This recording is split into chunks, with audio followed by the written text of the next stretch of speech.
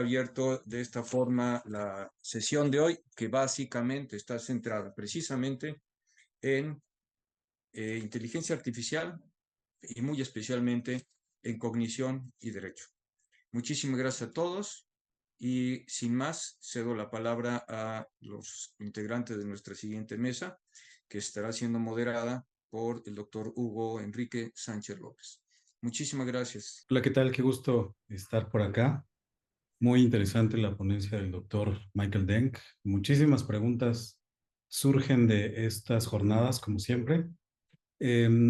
Para recordar solamente anecdóticamente la primera jornada en la que participé, que fue de hecho la primera jornada, en la mesa de argumentación jurídica y lógica jurídica en la que estuve presente, la mesa duró aproximadamente 1 hora y media y la discusión duró más de 3 horas. Es decir, fue una ponencia larguísima, las preguntas no cesaban, había mucho interés, se abrieron muchas líneas de investigación y eso es algo que es común en este tipo de investigación porque es investigación de frontera.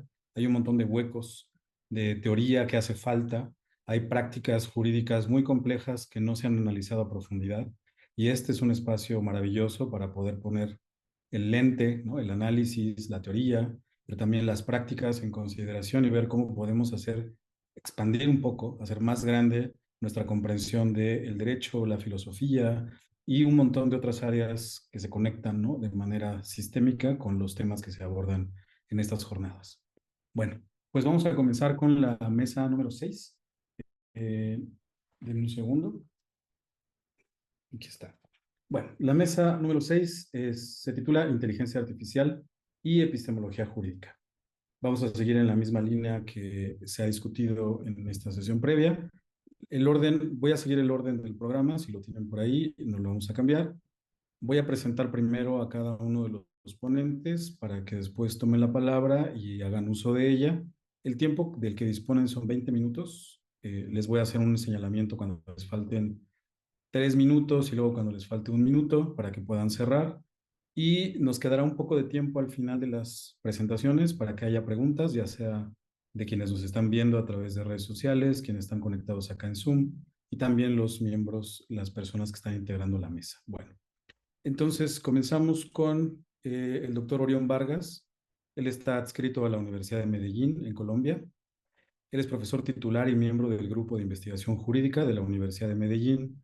Es creador de los sistemas expertos Juez Inteligente y Fiscal Inteligente. El tema que abordará es Fiscal Inteligente, IA, y hechos jurídicamente relevantes, el caso Panamá. Adelante, doctor.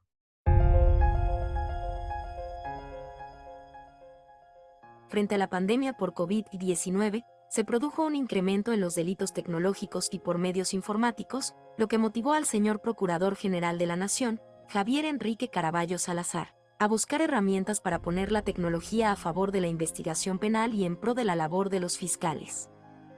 Es por esto que se presenta la inquietud a los aliados estratégicos del International Narcotics and Law, quienes se dieron a la tarea de ubicar un sistema que reuniera los requerimientos del Ministerio Público. Es así que surge la conexión entre el INL de la Embajada de los Estados Unidos en Panamá y la Procuraduría General de la Nación, con el profesor de la Universidad de Medellín Orión Vargas, creador de sistemas expertos que son propios de la inteligencia artificial. La inteligencia artificial es un tipo de inteligencia manejada por máquinas. Estas máquinas imitan las funciones cognitivas que los humanos asocian como, por ejemplo, percibir, razonar, aprender y resolver problemas, entre otros. Hasta ahora, la inteligencia artificial ha tenido muchas aplicaciones en las finanzas, la educación, la medicina e incluso en la administración de justicia. La inteligencia artificial traerá beneficios a la labor que ejerce el Ministerio Público. Ayudará a identificar y redactar los hechos relevantes del caso. Auxiliará al fiscal en la aplicación de la teoría del delito. Permitirá ordenar las pruebas existentes.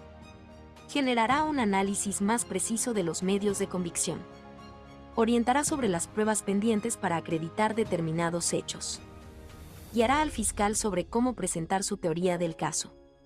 Conducirá hacia una supervisión objetiva y rápida del superior. Generará el respectivo reporte con los cargos del caso. El fiscal inteligente será de gran ayuda en la identificación de los hechos relevantes del caso. Hasta ahora, la construcción de los hechos jurídicamente relevantes fue una tarea difícil para el fiscal. El fiscal inteligente es una buena idea para asistir a los fiscales, ya que es un asistente rápido, preciso y organizado, que crea sinergia con el fiscal, el cual decide si lo utiliza o no.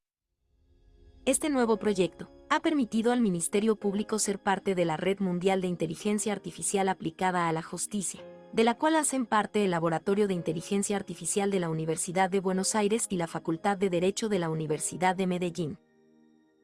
En septiembre del 2022, se llevó a cabo la capacitación denominada Taller sobre aspectos prácticos de la teoría del delito aplicados al tipo penal de estafa en el Código Penal panameño, a través del cual 66 fiscales tuvieron la oportunidad de participar.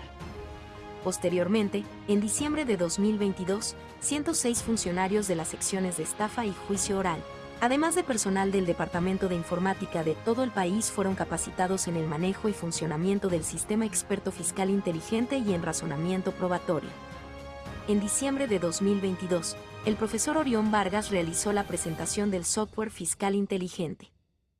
La implementación de la inteligencia artificial en la labor de investigación del Ministerio Público en la justicia permite automatizar tareas repetitivas y analizar patrones complejos, mejorando la precisión y rapidez en la resolución de casos. Me despido agradeciendo a todos su atención. Mi nombre es Leticia. El señor procurador me pidió que les hablara el día de hoy. Deben saber que soy una voz artificial con acento mexicano. Espero les haya gustado esta presentación. Hasta pronto.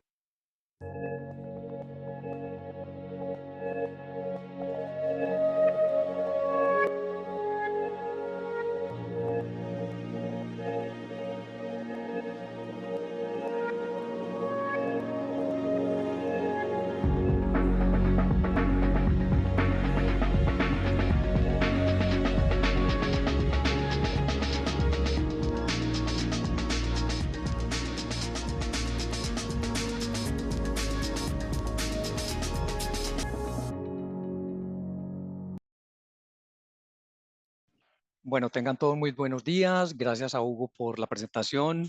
Hugo, ¿me están escuchando bien ahí? Se escucha bien. Sí, adelante, Perfecto, bueno. doctor. Bueno, lo primero es agradecer a Enrique Cáceres y a Patricia López por esta generosa invitación que me realizan cada año. La verdad, para mí es un orgullo estar en estas jornadas y así se lo quiero expresar directamente aquí a Enrique y a Patricia. Y siempre, siempre me han apoyado con estas ideas y siempre han estado de la mano con nosotros aquí en la Universidad de Medellín en todo lo que tiene que ver con filosofía, epistemología y bueno, hoy en esta convocatoria que tenemos en relación con la inteligencia artificial. Recuerden que la inteligencia artificial es un campo de la ciencia y la ingeniería que se encarga de la teoría y la práctica del desarrollo de sistemas que exhiben atributos que son propios de la inteligencia humana, tales como percibir, razonar, aprender y sobre todo procesar ese lenguaje natural, que todos lo conocimos ya en las otras conferencias, pero también interactuar con el entorno y más con lo que nos acaba de decir el profesor Michael. Increíble conferencia la que nos ha dado. Pero esos sistemas se emplean en la resolución de tareas complejas. Y hay que tener mucho cuidado aquí con lo siguiente. Esas herramientas deben hacer sinergia con el ser humano. Es decir, nunca están para reemplazarlo, sino para asistirlo, para crear sinergia entre el ser humano y la máquina para la realización de tareas complejas y obviamente de tareas repetitivas y monótonas que lo único que hacen es denigrar al ser humano. Piensen en un call center. Las personas que llaman al call center llaman a insultar a quienes están en el call center por lo defectuoso de un producto, creyendo que ellos son los dueños de la compañía. Entonces, simplemente, pues ya no vamos a insultar más a esas personas, sino que usted puede insultar simplemente a una máquina y como la máquina no es inteligente ni piensa ni es un ser humano, entonces simplemente no le importa si usted lo insulta o no lo insulta. Entonces, de alguna manera, señores, que eso quede claro. La palabra clave aquí es asistencia, sinergia de la máquina con el ser humano. Nosotros en la Facultad de Derecho hemos venido desarrollando con la Facultad de Ingeniería de Sistemas desde aquí en la Universidad de Medellín, sistemas expertos. Ustedes deberán saber que los sistemas expertos, pues obviamente no trabajan con lo que llamamos aprendizaje automático, sea supervisado o no supervisado, ni tampoco con aprendizaje profundo, ni tampoco con modelos de lenguaje grande. Nuestros sistemas expertos lo único que hacen es tomar unos datos de entrada, a ellos les construimos unas reglas de inferencia internamente y nos entregan un producto de salida. Es decir, algo así como una calculadora probatoria en la que el usuario le ingresa unos datos, los suma, los divide, los multiplica, hace una operación aritmética y luego le presiona igual y la máquina le entrega un resultado. Entonces, de alguna manera, nuestros sistemas expertos no hacen ni machine learning, ni deep learning, ni todavía trabajan con modelos de lenguaje grande. Pero obviamente sí los vamos a integrar. ¿Por qué? Porque es inevitable que en la medida en que cada usuario trabaje con nuestros sistemas expertos, hay datos allí que deberán ser procesados para ser convertidos en información. Pero por ahora simplemente estamos hablando de sistemas expertos. Voy a mostrar entonces básicamente lo que es el sistema experto fiscal inteligente. Hugo, dime si ves una pantalla negra compartida. Sí, ahí está la pantalla negra. Perfecto. Entonces, básicamente para que entendamos cómo funciona el sistema, nos tenemos que devolver al segundo año de Derecho, donde nuestros estudiantes aprenden teoría del delito. Y para que entendamos, quiero que miren mis manos. Cuando nos enseñan teoría del delito, todos los delitos tienen 4 elementos, que llamamos 4 elementos del delito, que son los elementos del tipo objetivo, los elementos del tipo subjetivo, los elementos de la antijuridicidad y los elementos de la culpabilidad. Voy a repetir eso. Elementos del tipo objetivo, elementos del tipo subjetivo, elementos de la antijuridicidad y elementos de la culpabilidad. Entonces, de alguna manera, los elementos del tipo objetivo se encuentran consagrados en la prescripción normativa penal, es decir, en el respectivo artículo en el que se consagra un determinado delito. Luego, los elementos del tipo subjetivo hacen relación al dolo, a la culpa y a la preterintención, es decir, los estados internos del sujeto activo. Luego viene la antijuridicidad y obviamente es esa conducta que es contraria a la ley, pero que tiene excepciones como la que nos mencionó ahorita Michael, por ejemplo, en un estado de necesidad, ¿cierto? Y esas son las causales de ausencia de responsabilidad.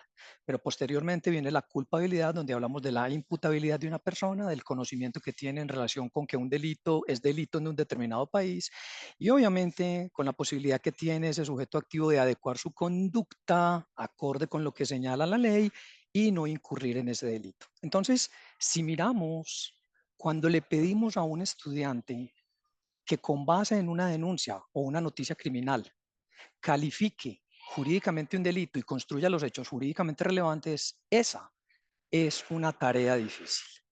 Y recuerden que no tenemos un delito en el Código Penal, tenemos más de 300 delitos. Entonces, si multiplicamos esto, se nos vuelve algo exponencial en el conocimiento de nuestros estudiantes. Ahora bien, ¿qué nos hemos dado cuenta? Que nuestros estudiantes cuando son egresados y van a trabajar a la Fiscalía General de la Nación o al Ministerio Público, créanme que no saben o no tienen mucha claridad de cómo construir esos hechos jurídicamente relevantes y cómo calificar un delito. Entonces, lo que hicimos básicamente fue crear un sistema experto que asiste a nuestros estudiantes en la calificación jurídica de los delitos, en la construcción de los hechos jurídicamente relevantes, pero lo más importante es en la valoración de los elementos de convicción que le permiten a un estudiante o hacer una imputación o solicitar una medida cautelar o hacer una acusación. Pero también al juez de garantías determinar si admite o no admite lo que le solicita el fiscal como medida cautelar y como imputación, pero también al juez de la causa o del juicio cuando tiene que establecer el estándar de prueba de más allá de toda duda. Entonces, básicamente lo que hicimos fue digamos que estudiar 2 visiones probabilísticas que no son matemáticas. Una se llama probabilidades baconianas, se las inventó Jonathan Cohen en 1977 en la Universidad de Oxford y escribió una obra que se llama Lo probable y lo demostrable. Nosotros tradujimos esa obra al castellano, nos demoramos 7 años intentando comprender esa visión baconiana de probabilidades y publicamos dicha obra. Y luego estudiamos lo que nos dijo Lofty Saet, un ingeniero de Berkeley, ingeniero electrónico, que fue el creador de la lógica difusa. Y esa lógica difusa pues maneja probabilidades difusas. Con esas 2 visiones, entonces, con las probabilidades baconianas, domesticamos un poco la incertidumbre asociada a los hechos del pasado que se relatan en la denuncia o en la noticia criminal. Pero con la lógica difusa y con las probabilidades difusas, lo que hacemos es domesticar la imprecisión del lenguaje. Entonces, voy a mostrar cómo funciona el sistema experto para que tengamos una noción de qué se trata, dado que el tiempo es limitado. Vamos a abrir un nuevo proceso. Hugo, ¿se ven las pestañas de nuevo proceso allí? Sí, se ven. Perfecto. Entonces, permítanme.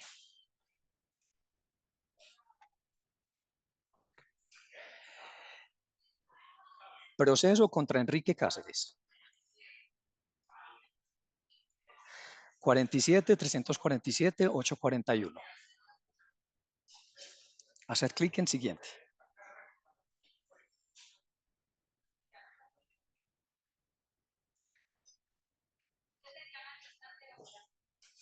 A dormir. Vamos aquí a ponerlo, parece ser que el reconocimiento no me está funcionando muy bien, no importa. Digamos que es un proceso contra Enrique y pongamos cualquier número, le damos siguiente. Ahora sí se ve, perfecto. Entonces, si ustedes observan, basta con que yo presione, por ejemplo, la letra E y por ahí comienza el delito de estafa. Entonces, el delito de estafa, pues digamos que comienza con la E. Cuando yo presiono E, él va a la base de datos y encuentra el delito de estafa. Cuando yo le hago clic, entonces le digo siguiente y lo que él hace es ubicarme inmediatamente el verbo rector. Recuerden que hay delitos como el blanqueo de capitales o lavado de activos que tienen 14 verbos rectores y unos son de mera conducta y otros son de resultado. Manejar eso en la cabeza para un estudiante es sumamente difícil. Entonces, automáticamente él pone el verbo rector, le decimos siguiente y él nos pregunta por el grado de ejecución, si fue consumado o tentado. Le decimos que fue consumado, instantáneo, le damos siguiente y ya nos pone las modalidades o la forma de intervención: coautoría, complicidad, instigador, determinador, autor directo. Digámosle que es autor directo y nos vamos con la forma y modalidad de la conducta. Le decimos que es por acción, no por omisión. Le decimos que es con dolo, directo de primer grado. Y obviamente aquí él nos pregunta si hay ausencia de responsabilidad. Si le decimos que sí la hay, esto sería para la defensa, entonces obviamente él hace un listado de todas las causales que están en el Código Penal y nosotros podemos elegir la que queramos. Una vez elijamos, él nos da básicamente cuál es la consecuencia y nos califica el delito automáticamente. Vamos a decirle que no porque somos fiscales, miren lo que hizo automáticamente. Estafa consumado instantáneo donde el autor directo interviene en forma de acción con dolo directo de primer grado. Voy a repetir eso. Estafa consumado instantáneo, donde el autor directo interviene en forma de acción con dolo directo de primer grado. Creemos que esta es una manera en que los estudiantes pueden comenzar a manejar mejor el lenguaje y están siendo asistidos simplemente por el sistema experto. Cuando le damos siguiente, entonces ahora sí ponemos a Enrique Cáceres. Digamos que vamos a poner una identificación, digamos que vamos a poner una dirección. Y aquí podemos copiar y pegar simplemente o traerlo para que él lo lea automáticamente a través de su sistema de lo que es la noticia criminal. Cuando le damos siguiente, él nos plantea la hipótesis que va a plantear el Ministerio Público o la Fiscalía General de la Nación en la teoría del caso. Enrique Cáceres es autor directo del delito de estafa. Y aquí viene lo interesante. Cuando le damos finalizar, miren que automáticamente él nos coloca los elementos del tipo objetivo para el delito de estafa. Si hacemos clic aquí arriba, nos coloca los elementos del tipo subjetivo. Si hacemos clic arriba, nos coloca los elementos de la antijuridicidad y si hacemos clic aquí arriba, nos coloca los elementos de la culpabilidad. Y entonces, básicamente, lo bonito es que miren que el sistema lleva de la mano a nuestros estudiantes.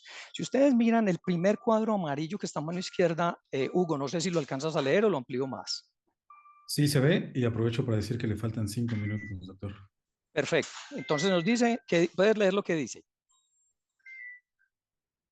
Sí, dice el cuadro amarillo? ¿Qué dice? deme un segundo porque mi computadora. El primero No dice nos... un sujeto activo. Exacto, muy bien. Entonces, ¿qué hace nuestro estudiante y qué hace el fiscal? Pues básicamente lo que tiene que hacer es comenzar a adicionar los hechos jurídicamente relevantes. Déjenme ahí que pasó algo, no sé qué pasó. Voy a irme hacia abajo. Exacto, ahí está.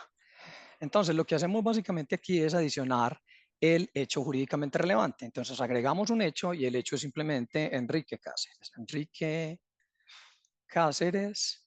Y entonces lo que podemos decir aquí es lo siguiente.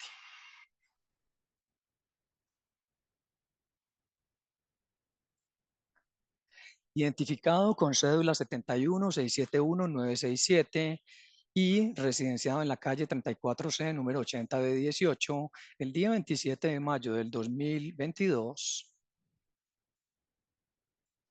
hacer clic. Entonces, miren cómo el sistema coloca ese hecho jurídicamente relevante. Ahí está. Miren cómo lo enlaza al hecho en abstracto consagrado en la norma penal. El primer hecho en abstracto consagrado en la norma de los elementos del tipo objetivo es un sujeto activo. Entonces ahí está, Enrique Cáceres está individualizado y lo que vamos a hacer a continuación, que hacen también nuestros estudiantes y los fiscales, es simplemente adicionar el elemento de juicio para ese elemento. Entonces simplemente lo que hacemos es adicionar una prueba y la prueba es una prueba documental y puede ser simplemente documento de identidad. Documento de identidad. Y entonces ese documento de identidad pues lo ponemos y nos queda allí ya el elemento de convicción. Si ustedes observan entonces, miren cómo se pega la prueba del hecho jurídicamente relevante en relación con el hecho en abstracto consagrado en la norma penal del primero de los elementos del tipo objetivo. Y lo que hacemos es simplemente todo esto mismo para el dolo, para la antijuricidad y para la culpabilidad. Entonces, ¿qué es lo que vamos a tener al final? Al final nuestros estudiantes pues básicamente pueden tener un proceso totalmente realizado de la siguiente manera. Hugo, dime si ves ahí como una telarañita un poquito más grande. Sí. Entonces, señores, miren lo que tenemos aquí. ¿Qué hacen nuestros estudiantes? Adicionan los hechos jurídicamente relevantes en relación con cada uno de los hechos en abstracto consagrado en la norma penal para el tipo objetivo, subjetivo, antijuricidad y culpabilidad. Miremos el tipo subjetivo, aquí está todo lo que es el dolo, luego miramos la antijuricidad, es decir, ausencia de prueba, y luego miramos la culpabilidad.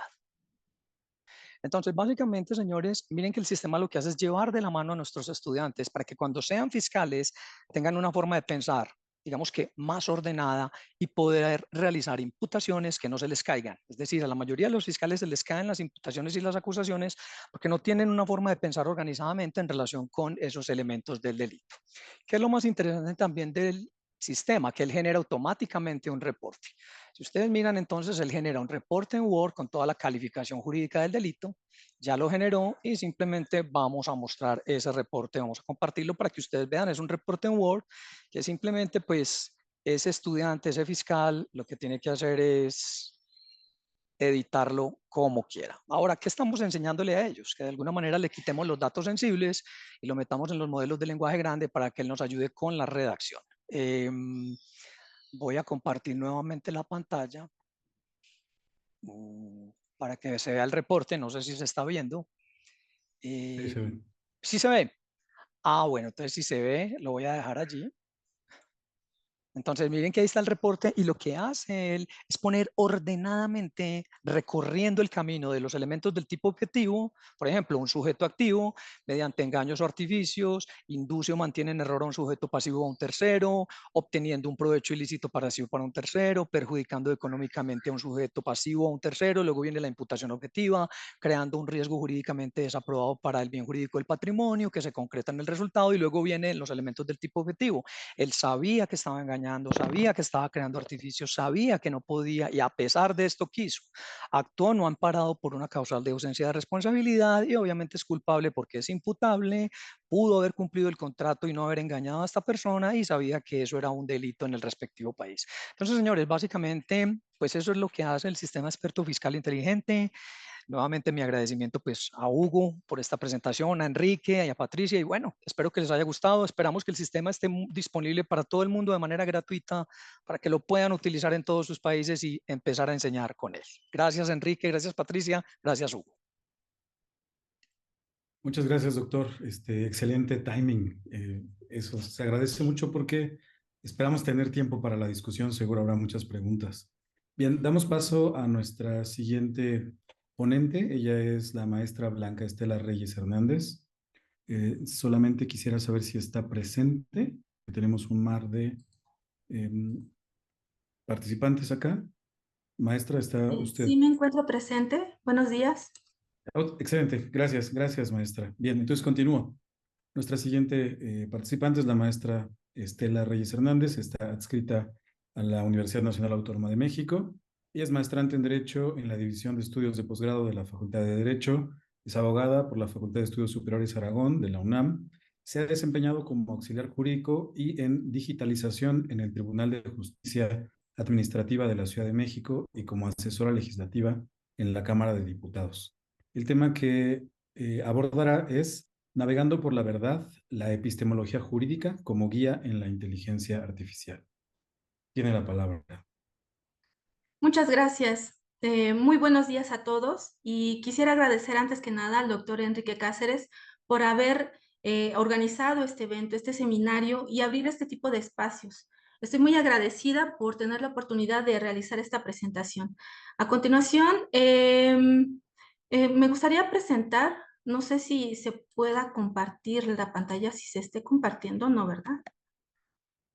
El tema que elegí se denomina Navegando por la verdad, la epistemología jurídica como guía en la inteligencia artificial. Y considero de suma relevancia el realizar, el exponer cómo es que se lleva a cabo el empleo, el uso o la utilización de la inteligencia artificial en el campo en el campo del derecho, tanto en la práctica como en la investigación.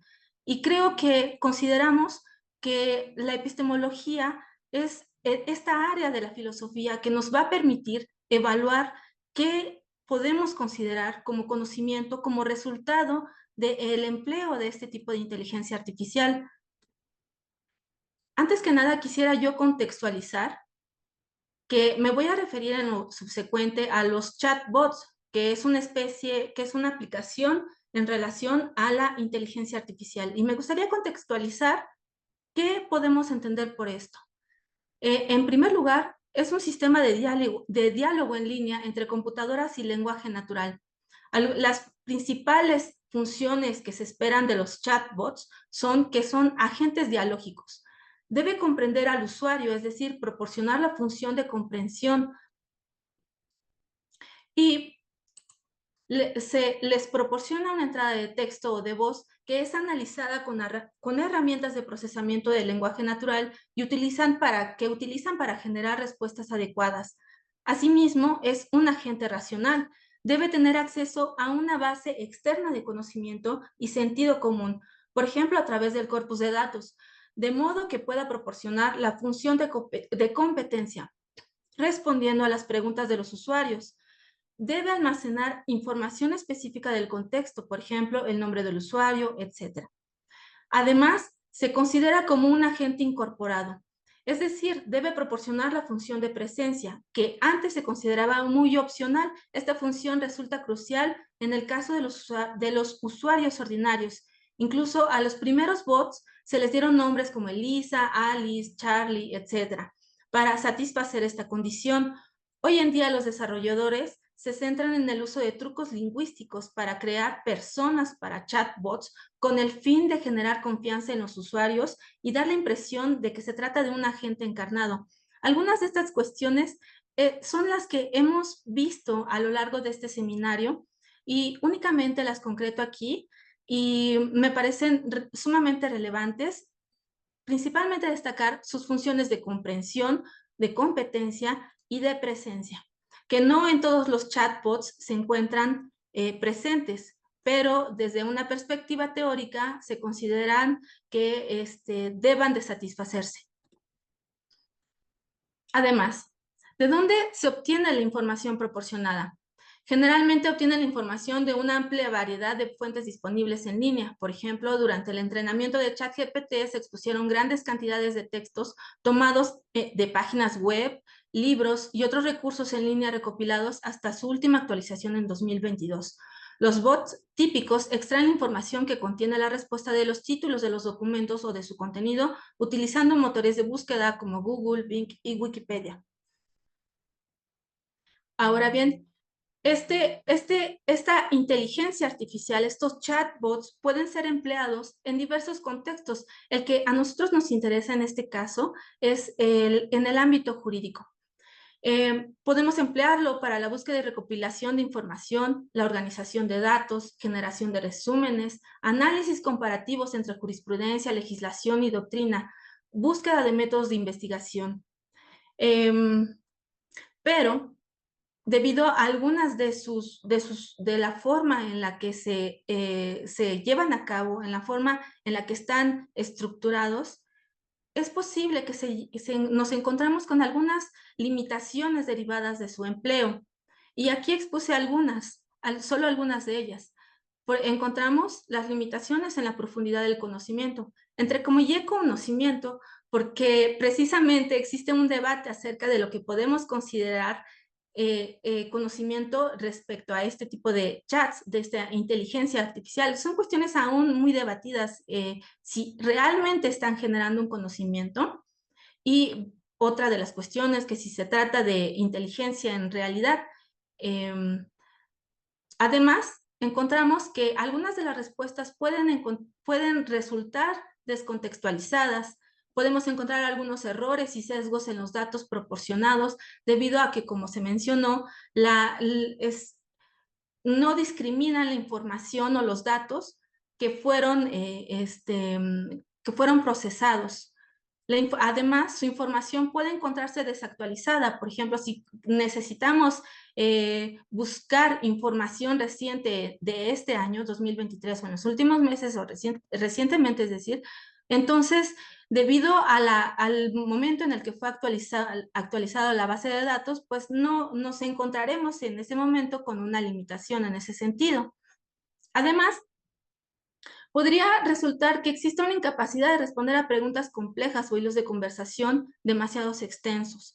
Y esto se sale un poquito en relación al conocimiento en cuanto al último tema, que es derechos de autor y propiedad intelectual, pero que sin duda debe de ponerse la mirada sobre dicha problemática.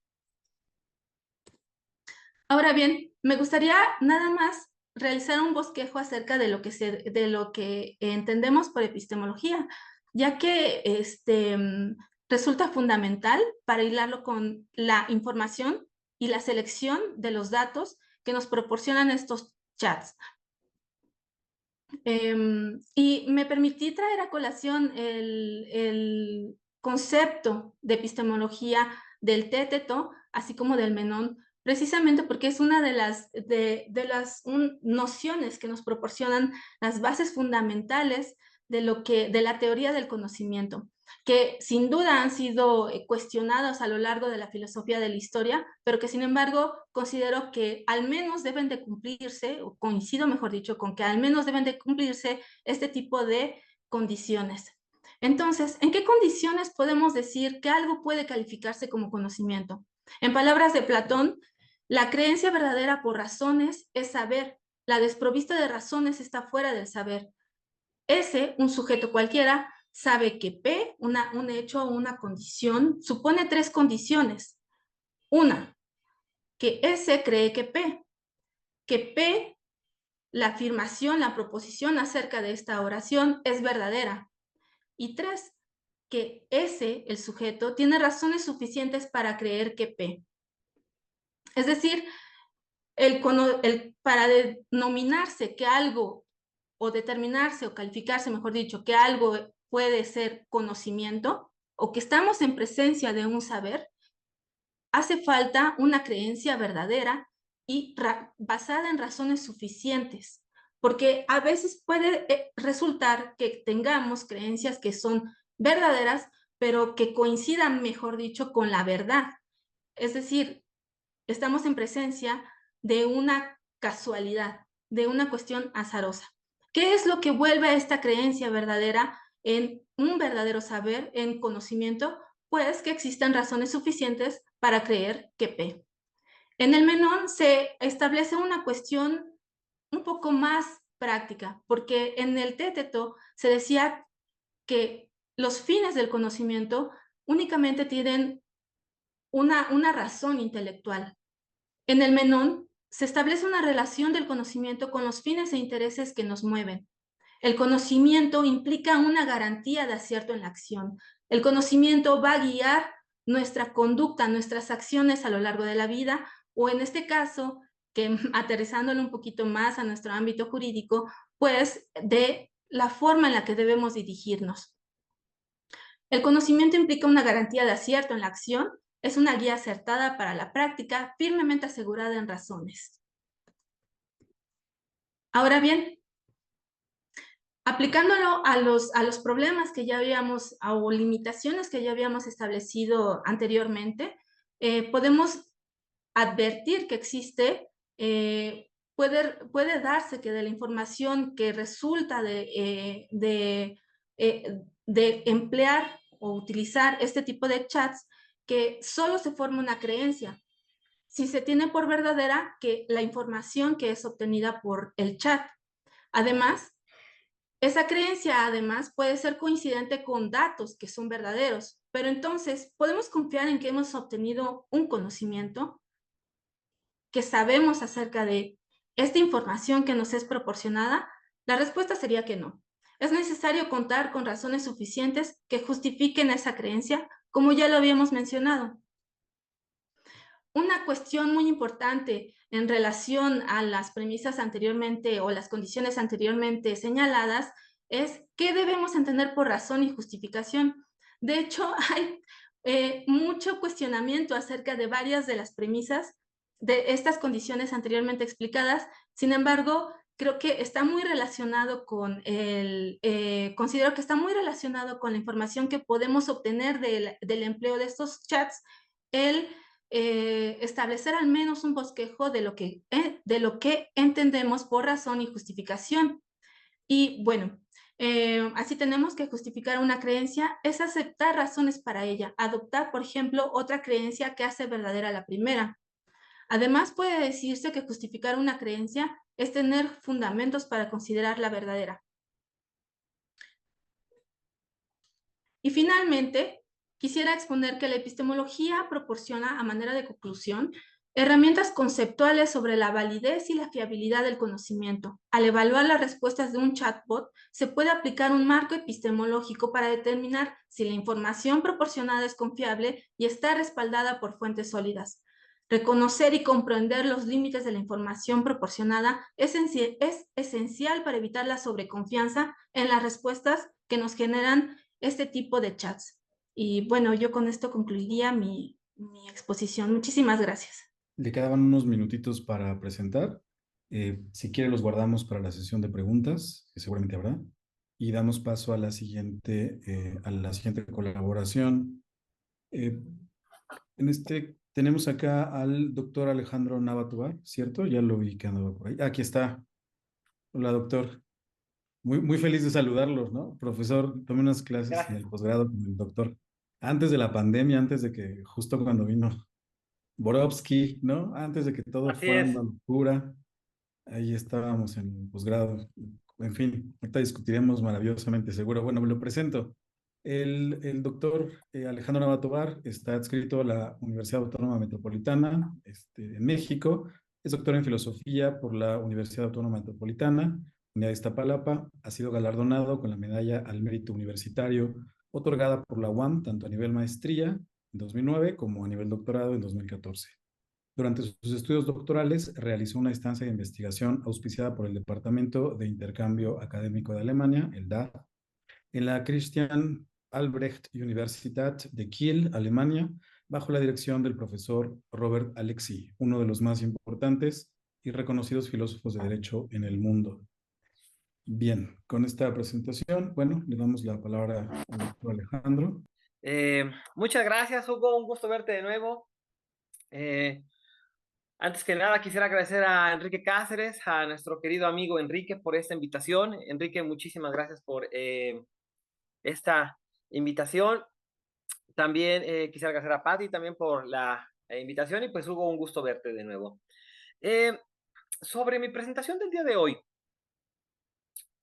no voy a tomar mucho tiempo, simplemente quiero señalar algún problema que empiezo a notar desde mi penúltima obra en torno a las redes sociales y que pues me quisiera ahora abordar un poco más sobre este problema.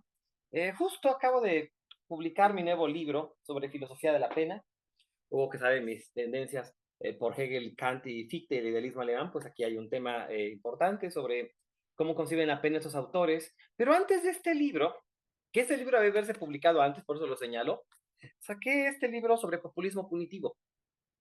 Crítica del discurso penal moderno, es un libro que escribí precisamente, Hugo lo señala, en pandemia, es un libro que escribí en 2020, y en el cual hay algunas cosas que este libro me pidió Enrique que hablara, y que ahora pasa el tiempo, se confirman algunas hipótesis de este libro. Cuando escribo Populismo Punitivo, tenía como objetivo hacer una crítica a la criminología mediática. Al menos la criminología mediática, tal y como Zaffaroni y otros autores la han definido, la han criticado. De hecho, este libro pues estuvo profundamente influido por Zaffaroni y con él tuve la oportunidad de hablar sobre algunos de estos temas. Pero cuando yo empiezo a analizar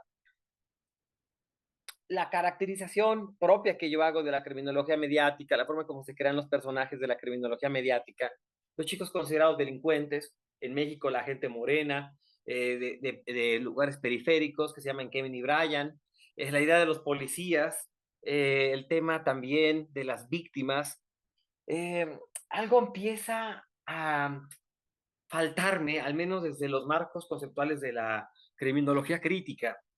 Y es el siguiente problema. Casi todos los textos de criminología crítica abordan el problema de los mass media, pero las redes sociales nos tomaron por sorpresa. La sociedad digital no ha sido un objeto de reflexión en muchos campos de las ciencias sociales.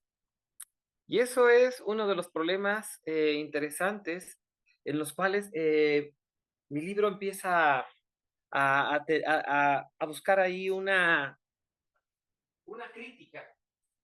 Cuando escribo mi libro sobre populismo punitivo, todavía no había, perdón, no sé qué pasa aquí, ahí está. No sé qué había pasado en el mundo digital, que todavía no había suficientes investigaciones sobre los efectos de las redes sociales. Pero bueno, comienzo señalando un problema que hay en las redes sociales. A inicios de los 90, un criminólogo, Thomas Mathisen, escribe una serie de ensayos interesantes sobre la sociedad futura, la sociedad digital. Y recuerdo que cuando escribe un famoso libro para los criminólogos, Juicio a la prisión, Zaffaroni en el prólogo destaca unos de los aspectos importantes de la obra de Thomas Mathisen, criminólogo noruego. Tiene algunas ideas radicales ahí sobre la pena, sobre la cárcel que yo no acepto. Pero bueno, ese no es otro tema. Hay muchas gracias, Ángela. Cuando empiezo a estudiar algunas ideas de Mathisen, Zaffaroni y Mathisen coinciden en algo. Dicen, tiene que haber un medio de comunicación que se oponga a la narrativa tradicional de los mass media hegemónicos. Y efectivamente, en los últimos años, todos hemos sido testigos de cómo las redes sociales se han vuelto parte de nuestra vida. Como también la sociedad digital se ha vuelto un medio de comunicación masivo. Hace 2 días que nos enteramos del fallecimiento, de la muerte de Ociel, del magistrade, circuló primero en redes sociales que en medios tradicionales. Ahora las redes sociales tienen un campo de irradiación de las noticias mucho más rápida que las noticias tradicionales. Y en ese sentido, muchas personas han encontrado cuestiones importantes en las redes sociales. Pero cuando yo estudio y veo el fenómeno del populismo punitivo, cuando escribo este libro tiene un título engañoso. Es un texto sobre populismo punitivo, sí, pero también el subtítulo. Yo quería llamarle, pero por cuestiones en el INACIPE me dijeron que no era tan conveniente. Yo quería llamarle crítica del discurso penal y moralista moderno. Moralista. Aquí no está la palabra moralista. No está. Ahora voy a aclarar por qué es importante el tema del moralismo. Las redes sociales han tomado por sorpresa a la sociedad y han influido mucho en nuestra visión crítica de la sociedad actualmente. Cuando yo comienzo a dar clases en la Facultad de Derecho, en la maestría, donde conocí a Hugo en 2014, casi todos mis colegas eran no, antes de ser de coloniales, todos eran posmodernos relativistas. No había realidad, no había hechos, todo era subjetivo, la narrativa tradicional era que todos los saberes eran igualmente válidos. Pero a partir de 2017, final de 2016, esta visión de la red, al menos de la moral en el ámbito público, empieza a cambiar. Movimientos como el Me Too y posteriormente el Black Lives Matter empieza a tener un efecto de irradiación en las redes sociales. Eso también a visiones filosóficas críticas de la modernidad también empiezan a irradiar y de repente todos mis colegas que antes eran posmodernos, no creían en la realidad ni nada, empiezan a hacer un giro moralista. Ahora ya todos empezamos a criticar a las personas que no asumen supuestamente nuestras virtudes morales. Y empieza a cambiarse una narrativa en las redes sociales de la cual muchos teóricos no se han dado cuenta. Este giro moralista también viene acompañado de un giro punitivo. Esa es una de las tesis de mi libro que voy a escribir en los siguientes años. Y que esto no es algo que yo solamente lo haya señalado. Ya gente, por ejemplo, en Brasil, como Francisco Bosco, también ya lo ha señalado, que en el nuevo espacio público brasileño también hay luchas identitarias. También el espléndido libro de Gerald Bronner sobre apocalipsis cognitivo, que es un libro que he influido mucho en mis últimas reflexiones, sobre cómo nos manipulan el cerebro en la era digital. Y la última obra de Habermas, que es una reactualización sobre su Strukturwandel der Öffentlichkeit, una nueva cambio estructural en la esfera pública, pero Habermas también se dedica al tema de las redes sociales. Empieza a notarse este cambio en el cual las redes sociales ahora se vuelven una continuación del giro moralista en la sociedad. Es decir, los profesores que antes acosaban alumnas, ahora empiezan a invitar a las alumnas a los eventos para tener su cuota de género. La colega que hacía comentarios profundamente racistas y clasistas en redes sociales, ahora solamente se la pasa escribiendo sobre ayudar a los excluidos de la sociedad. Los profesores que antes hablaban sobre el elitismo, que orgullosamente tenían solo los puros papers en inglés en sus trabajos, ahora siempre dicen que sin autores latinoamericanos no va a haber ya filosofía. Es decir, hasta muchos analíticos ahora se volvieron dusselianos, lo cual es algo un poco loco.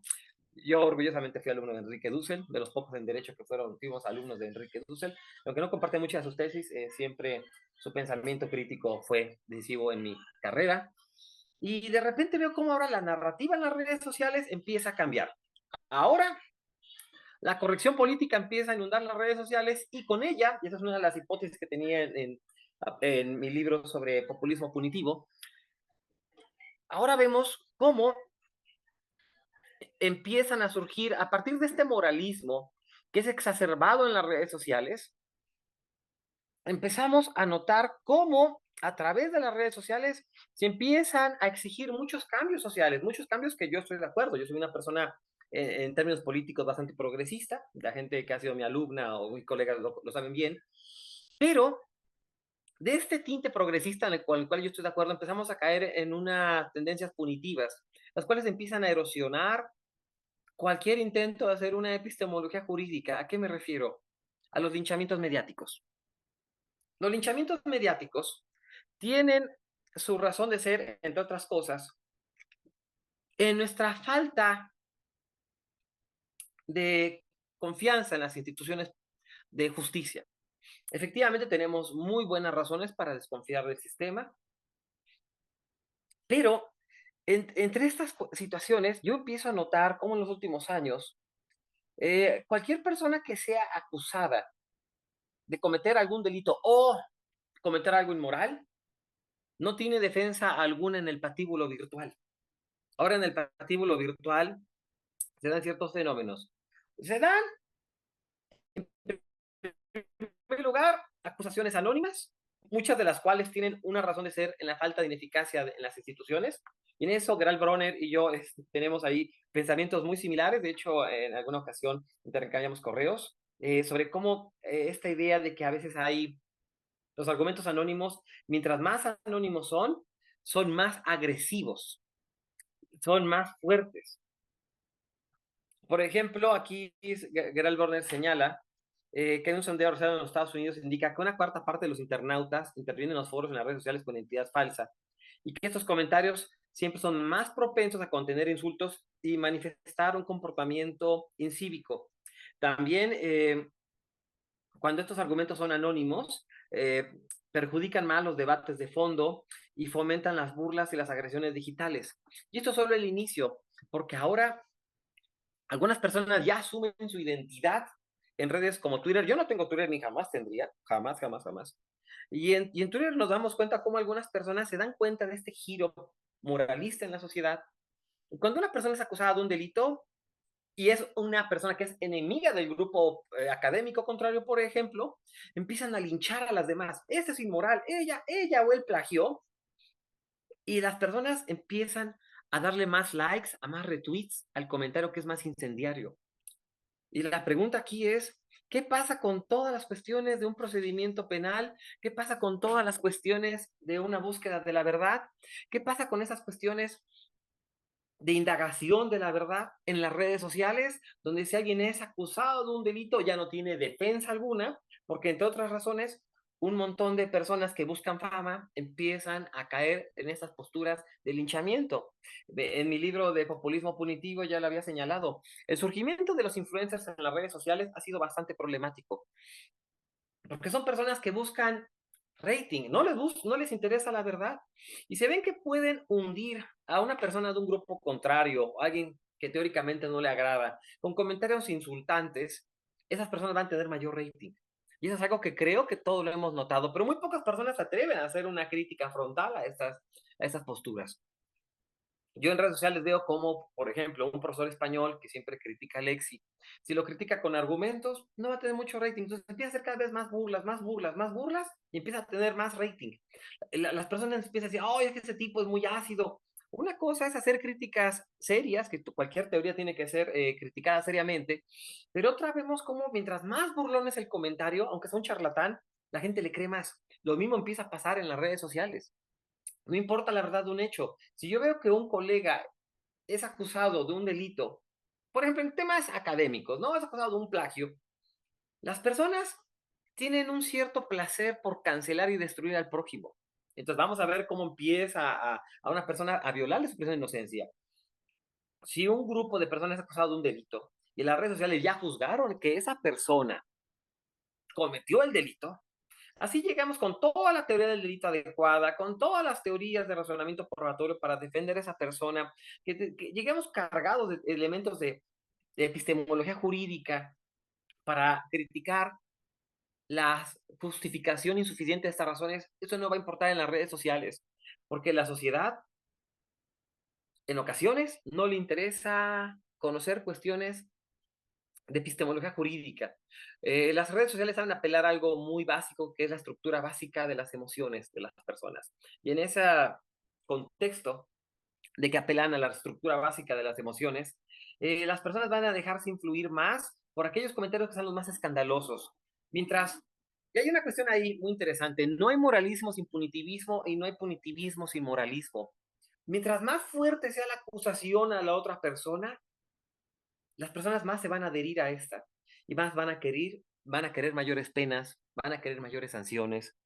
La cultura de la cancelación que estamos viviendo actualmente en Estados Unidos y que se vuelve un clima de intimidación moral es parte de esta patología social. Me quedan 3 minutos, Hugo, no te preocupes. Solamente quisiera señalar algunas cuestiones aquí importantes.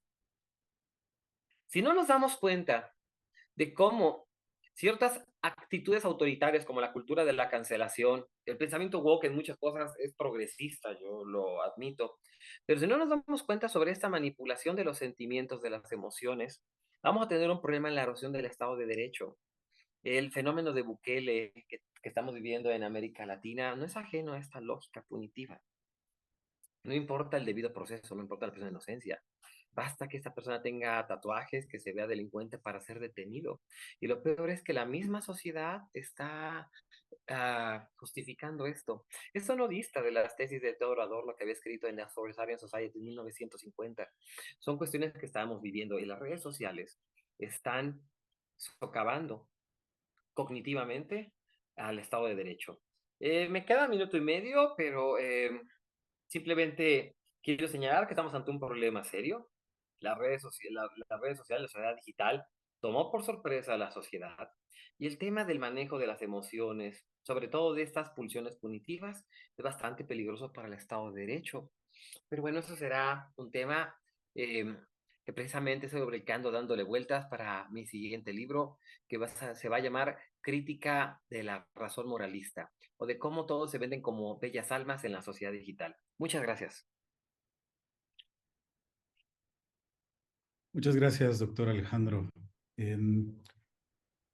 Creo que ahora ya no seré moderador por un momento. Así es, toca el turno del doctor Hugo Enrique Sánchez, así que me voy a permitir presentarlo. Él es licenciado, maestro y candidato a doctor en filosofía por la UNAM en su investigación doctoral dirigida por el doctor Peter Klein, profesor emérito de la Universidad de Rutgers. Propone una fundamentación no estándar de la epistemología. Ha sido profesor de las facultades de Derecho y de Filosofía y Letras y director del proyecto de investigación Filosofía Analítica y Metodología de la Investigación Interdisciplinaria. Actualmente cursa la licenciatura en Derecho en el Centro de Investigación y Docencia Económicas, CIDE. El tema que nos presenta es, por aquí lo tengo, Es Philosophical filosófica. Approaches to Legal Epistemology. Adelante, por favor. Muchas gracias, doctora Patricia. Bueno, un comentario rápido sobre el título de la ponencia. Sabemos que estas jornadas son internacionales y que es bastante frecuente que haya ponentes de otras nacionalidades y también audiencias de otras nacionalidades. La finalidad de ponerle título en inglés era para que quienes organizaban pudieran meterme, si lo querían, ¿no?, en una mesa donde se discutiera en inglés. Pero bueno, entonces el tema es muy general, se llama Aproximaciones filosóficas a la epistemología jurídica y voy a tratar de ser muy breve. Lo que quiero hacer es un trabajo netamente filosófico y por eso estoy pensando en algo que tiene que ver con trabajo conceptual de metodología y construcción de teoría. Eso es en lo que estoy interesado.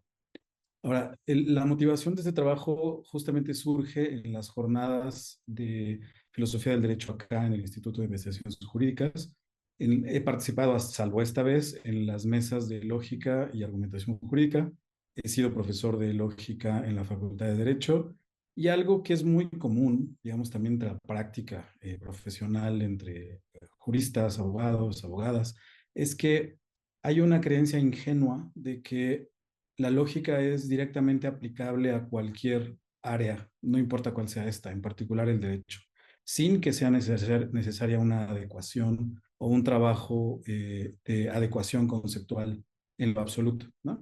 Y esto, por supuesto, genera problemas, ¿no? Porque en particular la práctica jurídica es muy compleja, requiere de elementos que no son solamente racionales o a priori, sino también de investigación empírica, de trabajo que tiene que ver con los temas de estas jornadas, con investigación de frontera, donde no hay todavía una conceptualización estándar o apropiada para abordar problemas, para lidiar con fenómenos, para integrarlos al ordenamiento jurídico, etc.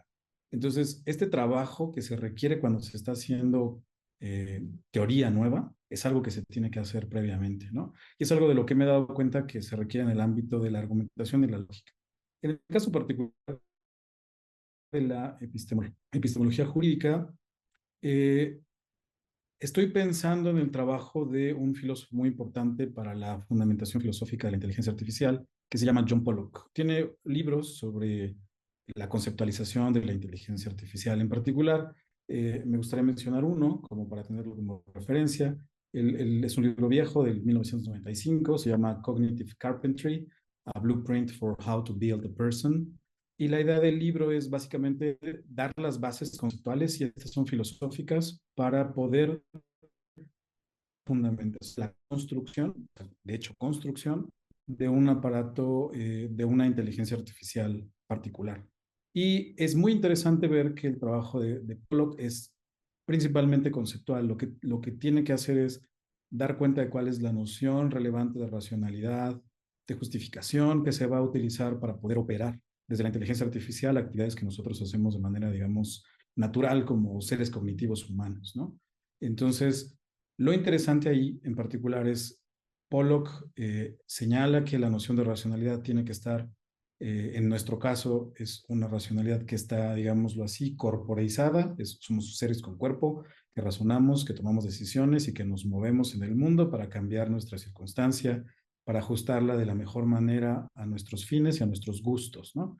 Entonces, trata de hacer ese ajuste. Ahora, esto solo lo menciono como parámetro. Lo que hace Pollock, sin decirlo de manera afrentosa, digámoslo así, es señalar que antes de hacer un trabajo de mecánico, digámoslo así, o de ingeniería o de construcción de sistemas que operen inteligencias artificiales y que nos den resultados, digámoslo así, calculadoras cognitivas aplicadas a áreas particulares de la investigación, lo que él cree que es importante es primero hacer un trabajo de clarificación de qué es lo que se está entendiendo por los conceptos centrales de esa teoría. Sin ella no podemos tener este blueprint, como él llama, ¿no? Es bosquejo sobre el que vamos a construir no solo nuestra teoría, sino también nuestras máquinas, nuestra inteligencia artificial, etcétera, ¿no? Entonces, esa es la motivación.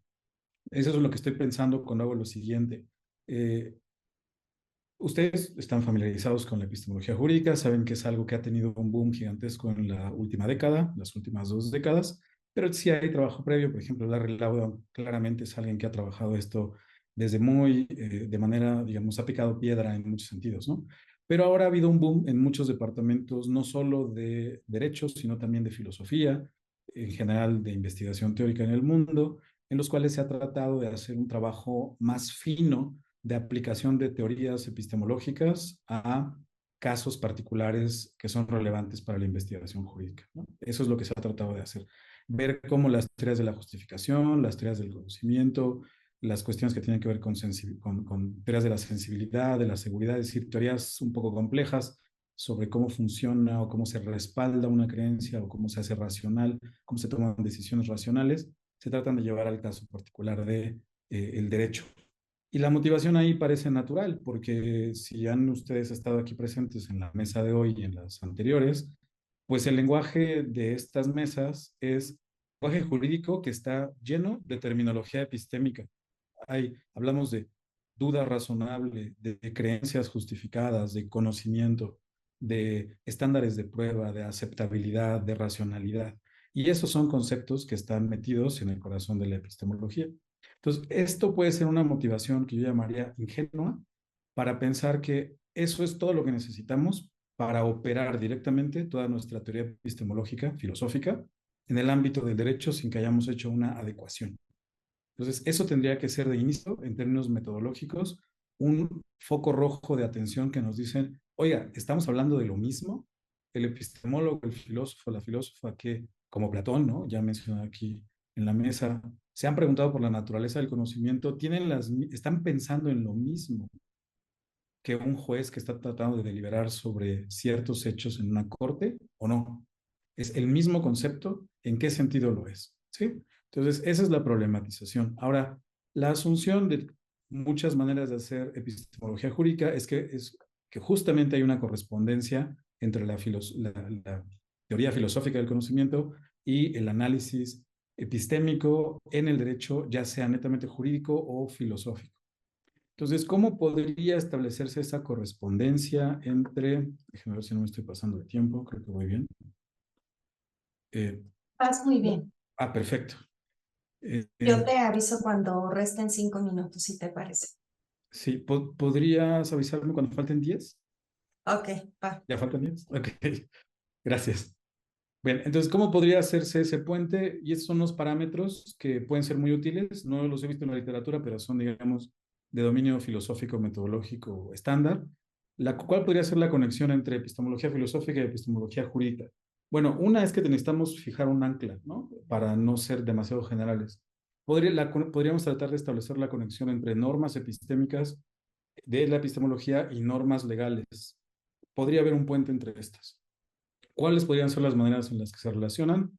Una, descriptiva, es decir, que las normas legales de hecho se ajustan a las normas epistémicas. Es decir, que si vamos nosotros con nuestra libreta, ¿no? a las audiencias, vemos cómo razonan los operadores jurídicos, examinamos las sentencias, etcétera, nos vamos a dar cuenta de manera descriptiva que se ajustan a normas epistémicas que tienen que ver, por ejemplo, con estándares de racionalidad o justificación o atribución de creencias, etcétera. Esta es poco, digamos, esta tiene poca esperanza de llegar muy lejos, porque Más bien lo que muestran los datos es que las prácticas jurídicas, la manera en la que los operadores jurídicos toman decisiones, está permeada por un montón de variables que no son estrictamente epistémicas o lógicas. El mismo doctor Cáceres acá presente ha presentado en otras ediciones de estas mismas jornadas trabajo empírico sobre cómo es que prejuicios implícitos, estereotipos, incluso la formación académica, la afiliación a una corriente teórica puede afectar la toma de decisiones de una manera, digamos, incluso inconsciente, ¿no? Entonces, otra manera sería que la interacción entre normas epistémicas normas epistémicas y normas legales sea normativa. Es decir, que a lo mejor, de hecho, los operadores jurídicos no siguen las normas epistémicas, pero deberían hacerlo, ¿no?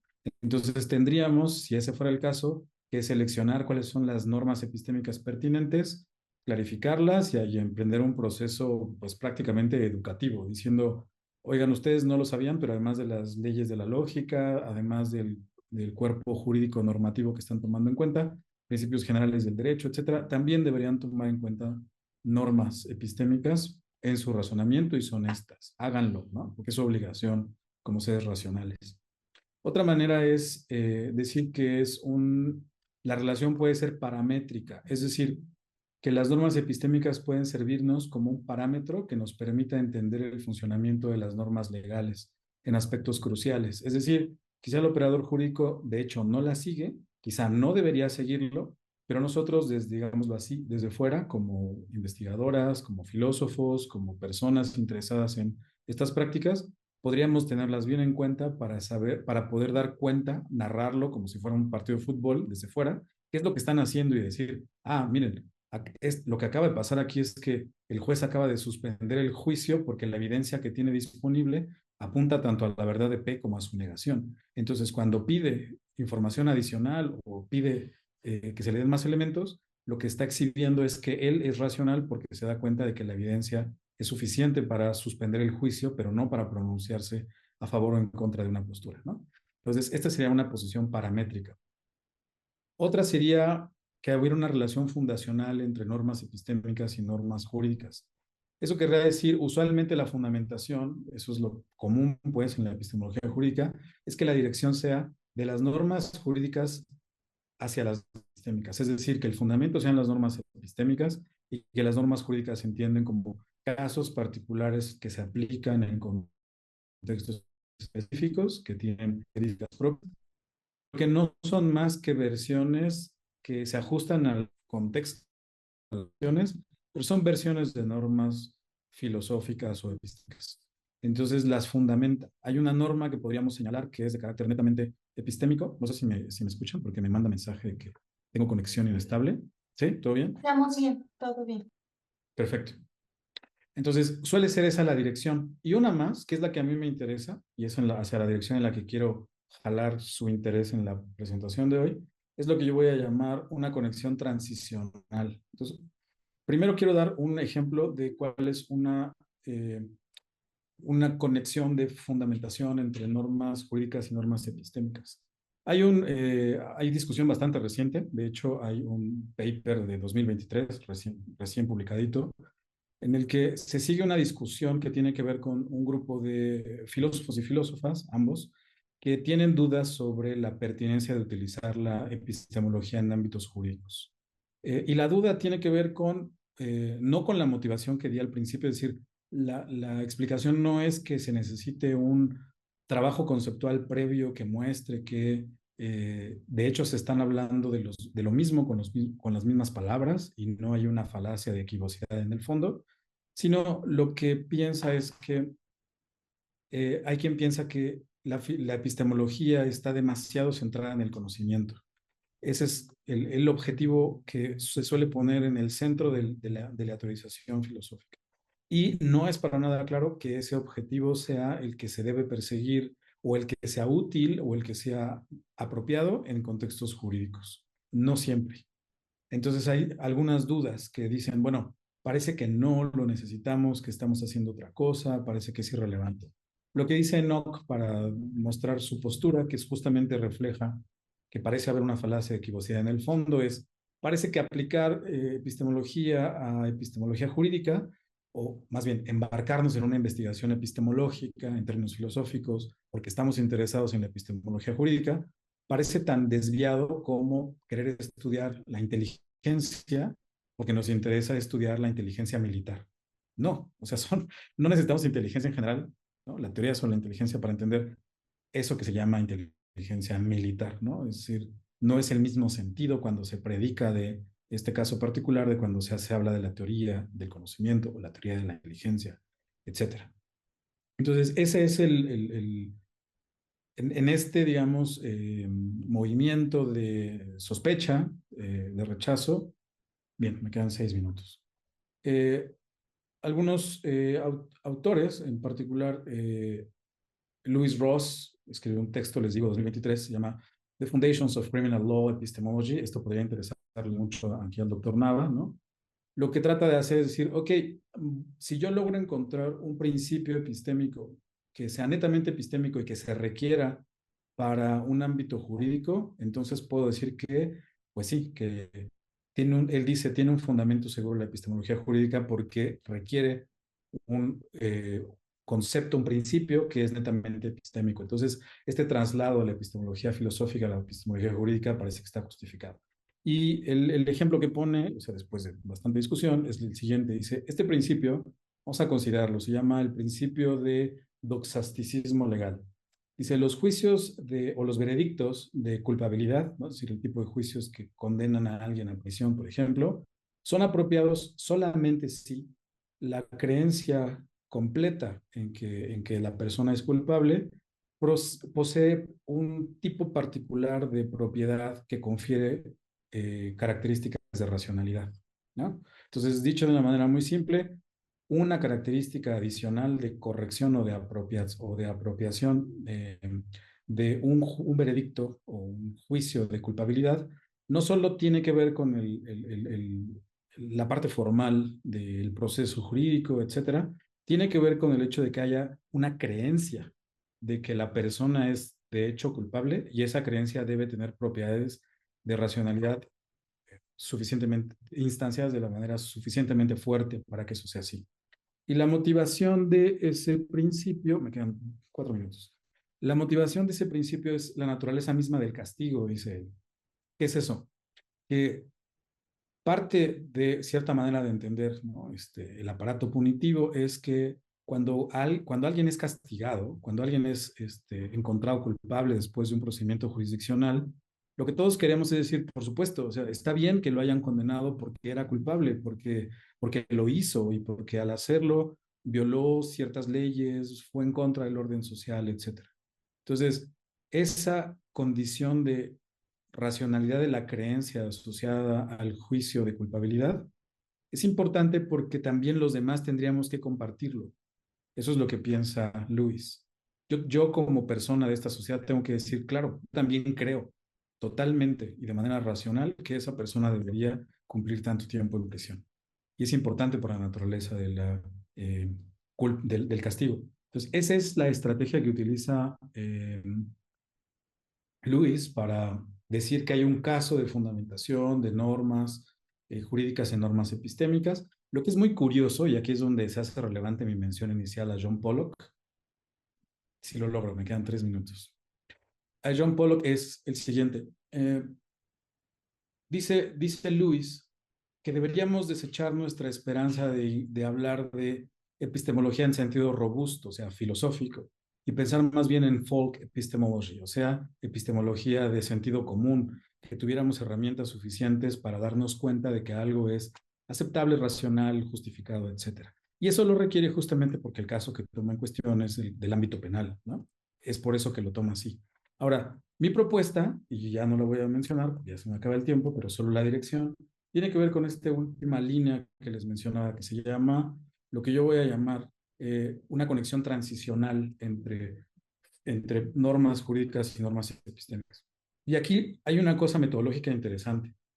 No es que haya un puente que va de la epistemología filosófica a la jurídica, perdón, no es que sea un canal, porque eso da una visión cognitiva de dirección, como si la fuente de garantía, de corrección fuera la filosofía, y hacia dónde hay que llevar eso es hacia el derecho. No, es más bien un puente y los puentes van en dos direcciones. Entonces, podría hacerse una conexión entre normas que sea transicional, que vaya de ambos lados, un puente, y habría que encontrar un concepto que sea central tanto en la filosofía como en el derecho para hacer ese puente, esa bisagra. Y puedo argumentar que ese concepto es el de arbitrariedad epistémica, que es un concepto en el que he trabajado mucho tiempo y que creo que está en el corazón de nuestro concepto de racionalidad. Bueno, es cuanto. Gracias. Muchísimas gracias, Hugo, por tu aportación. Muy interesante todo lo que nos comentas y creo que va muy de la mano también con TGCL, con una teoría general de la competencia epistémica legislativa que propongo. No es el tema que presentaré el día de hoy, pero precisamente va encaminada hacia eso, buscar el equilibrio entre valores no epistémicos y valores epistémicos en el derecho procesal. Y va muy de la mano con todo esto que nos compartes. Muchas gracias. Muchas gracias, doctora. Ahora otra vez me convierto en moderador para presentar a la doctora Patricia López Olvera. Ella está adscrita a la Universidad Nacional Autónoma de México, es licenciada en Derecho por la Universidad Autónoma de Sinaloa, licenciada en Criminalística por el ITESUS, maestra y doctora en Derecho por la UNAM.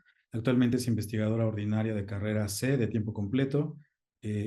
Ha realizado estancias de investigación en la Universidad de Salamanca en 2012 y en la Universidad de Edimburgo en 2017. Es ganadora de los reconocimientos Dr. Raúl Cervantes Ahumada en 2018, otorgados por el Colegio de Sinaloa, y el Dr. Marcos Kaplan en 2020, otorgado por el Instituto de Investigaciones Jurídicas. Como siempre, doctora, un honor estar compartiendo mesa con usted.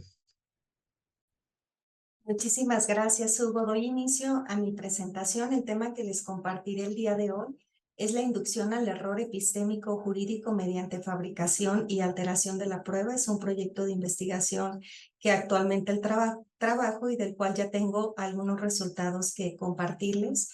Igualmente, doctor Hugo, le suplico que me vaya indicando el tiempo también para no excederme y respetar el mismo que todos han tenido. Bueno, aquí como parte de la introducción planteo lo siguiente: una de las preguntas centrales que se formulan en el ámbito de la epistemología jurídica de carácter aplicado es precisamente bajo qué condiciones es posible determinar la verdad en el derecho, que es un tema que ha surgido, hemos constantemente a lo largo de esta mesa hablado del tema de verdad, ¿no? Para efectos de mi presentación, me gustaría indicarles que con respecto a verdad, recordemos que hay distintas teorías de la verdad. En mi caso, yo adopto una teoría de la verdad correspondentista de corte constructivista, que es esta, la propone el doctor Enrique Cáceres Nieto, y de manera muy simplificada diríamos, es verdad que P, donde P corresponde a una proposición, cuando las proposiciones aseverativas de hechos jurídicamente relevantes puedan efectivamente ser contrastadas empíricamente. Por otra parte, también consideren nuestros esquemas mentales, conceptuales, y por otra parte también que se base en consideraciones de carácter científico. Bueno, una vez señalado esto, tenemos que algunas de las variables de las cuales depende dar respuesta a esta pregunta con respecto a determinación de la verdad. Yo pongo aquí algunas, solo de forma enunciativa, no son todas las que posiblemente intervengan, pero entre estas estarían que las pruebas, tanto documentales como periciales, como testimoniales, sean atinentes y confiables. Con respecto a la atinencia, se refiere a que estas pruebas ofrecidas por las partes en un proceso judicial efectivamente sean de utilidad para demostrar la verdad de proposiciones aseverativas de hechos. Mientras que la confiabilidad implica que no sean producto de pseudociencia, desfase científico o dispraxis, entendiendo por dispraxis una mala práctica, ya sea que ésta se derive a la falta de recursos materiales por distintos tipos de operadores, ya sean peritos, ya sean ministerios públicos o ya sean abogados postulantes, etc.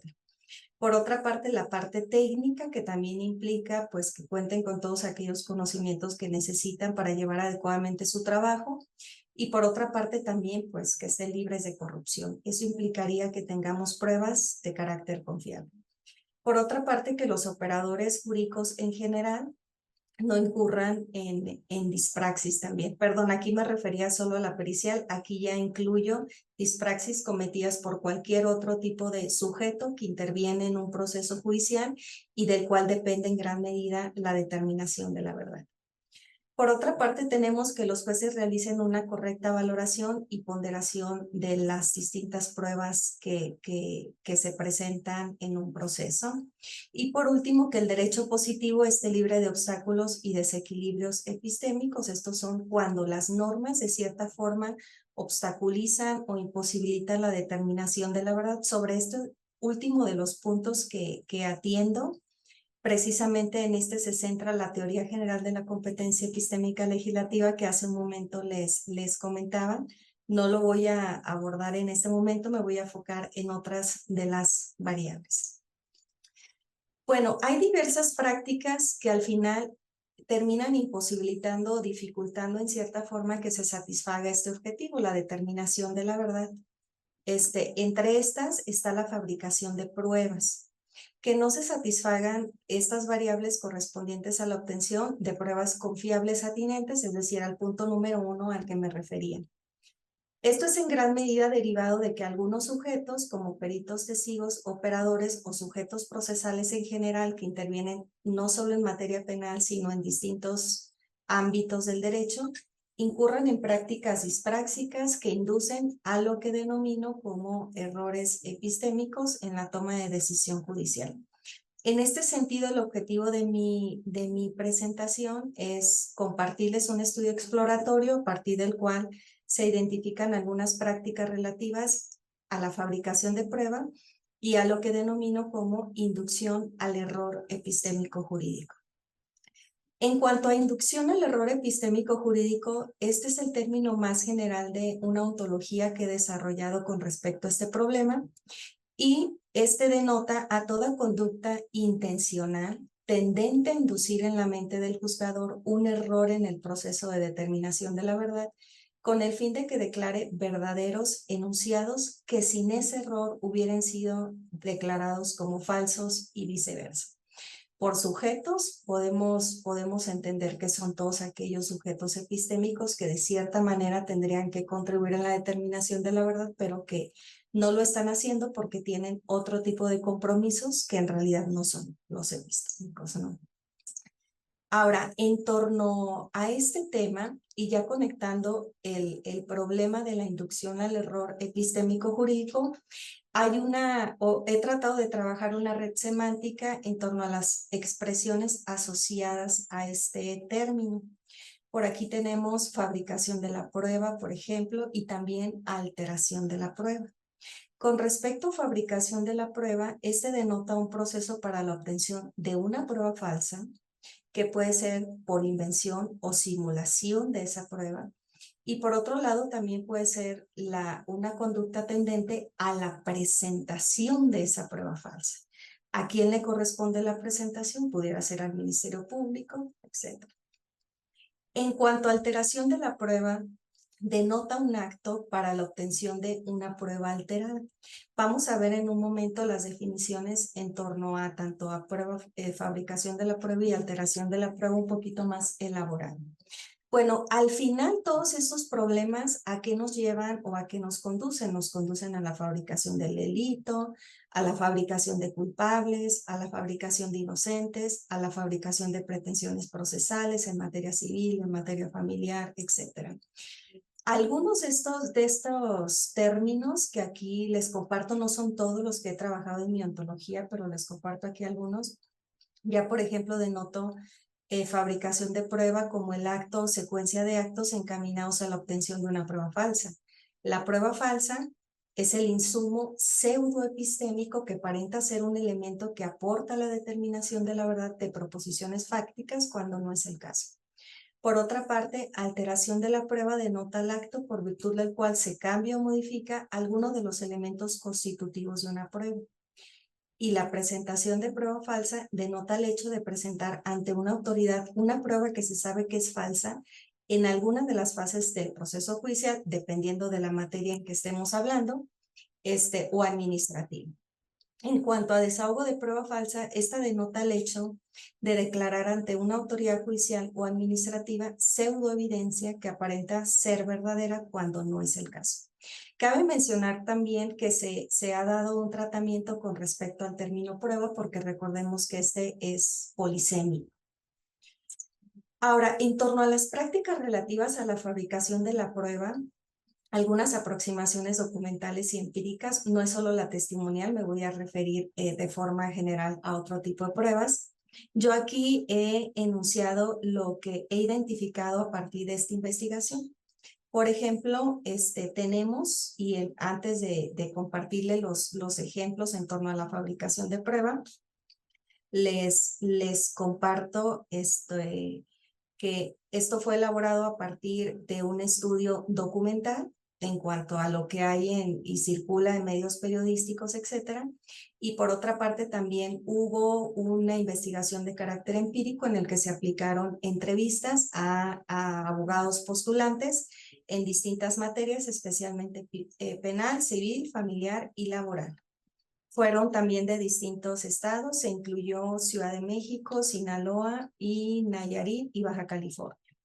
Bueno, en cuanto a la fabricación de la prueba por parte del Estado con fines de desinformación social, desafortunadamente la fabricación de la prueba pues puede llegar a considerarse como un crimen de Estado, cuya finalidad no es solo la inducción al error epistémico jurídico en los términos que ya les había compartido en los juzgadores, sino también la inducción de cierto tipo de representaciones sociales, y aquí se conecta un poco con lo que nos compartió el doctor también Alejandro Nava, con fines políticos que excluyan la responsabilidad estatal. Y algunos ejemplos de la fabricación de prueba por parte del Estado con fines de desinformación social son, por ejemplo, el caso de la PACA, por virtud del cual se trató de engañar a la sociedad respecto del paradero del cadáver del diputado Manuel Muñoz Rocha, acusado de haber fraguado el asesinato de José Francisco Ruiz Macier, secretario general del Partido Revolucionario Institucional.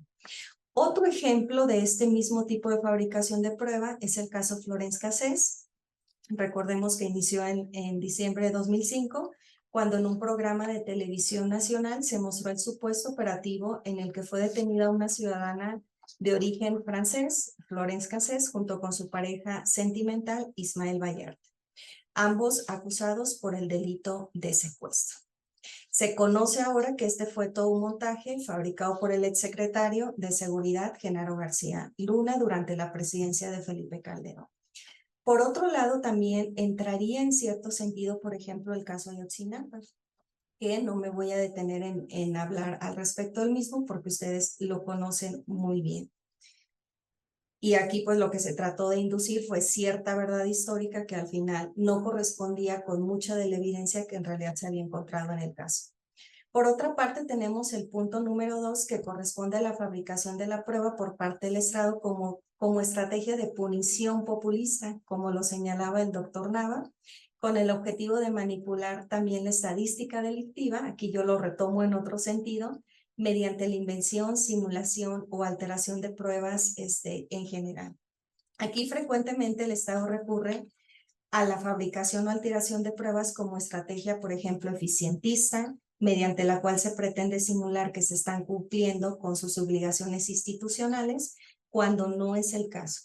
Desafortunadamente se identificó que esta dispraxis está estructuralmente conectada con un sistema de violaciones a derechos humanos que podrían incluir, o más bien que incluyen, detenciones arbitrarias por una parte, actuaciones de policías, militares, marinos, sin elementos que permitan identificarlos, tales como retenciones indebidas, violencia, uso de técnicas de tortura para forzar confesiones inculpatorias y anular las sentencias y dignidad de la persona.